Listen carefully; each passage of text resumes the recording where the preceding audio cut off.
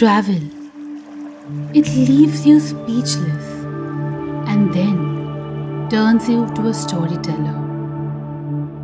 So let me tell you a story today. A story about a faraway land. A place with towering mountains and majestic Buddhist monasteries where the sound of chanting permeates the surrounding. This is a land of the kind lamas and hard-working people, a land of hope. This is a story about Zanskar, the land of white copper. Snowed under for almost 7 months a year, when its people can reach the outside world only by walking on the frozen Zanskar River, the remote Zanskar Valley is perhaps one of the last Shangri-Las.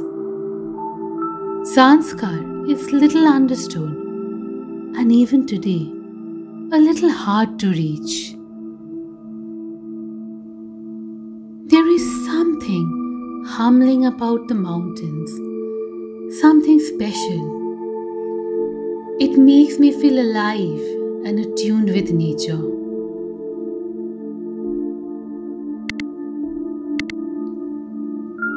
Zanskar and its mountains are beyond expectations.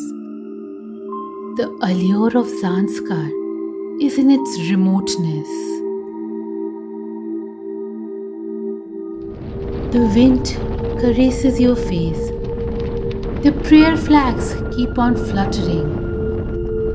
And there is a profound quietness.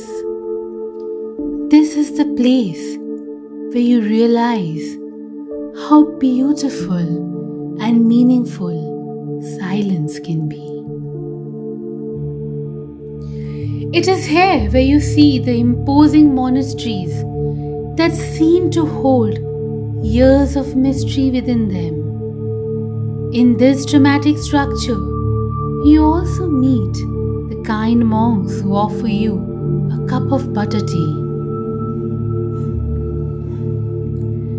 At Zanskar, there are no cities, no crowd, only small villages scattered across the valley. These villages have a few Ladakhi-style houses with a handful of people. Nobody is a stranger in these villages. It is like a huge family where everyone has each other's back. Something that I was quite fortunate to experience. Life is basic in Zanskar. Most of the men and women go out for work in the morning. Children walk miles to reach schools. During the summers, the Zanskari household stores all the essentials and cattle fodder to get ready for the harsh winters. For in winters, there is only snow here. Life is tough, yet the locals barely have any complaints. There is only love and affection that provides warmth even in the coldest of nights. Some journeys are inevitable. Some become a part of our lives. And then there are journeys that are reward in itself. Traveling to Zanskar is an experience. It might not be for all, but it was definitely fascinating for me. I marveled at the stark vistas, felt the pure, crispy air against my face, watched rituals and ceremonies in the monasteries, and tried to decipher what the silence was telling me.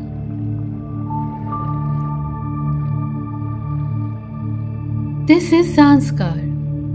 Remote, harsh, tough, annoying at times, and yet holding all the beauty and warmth.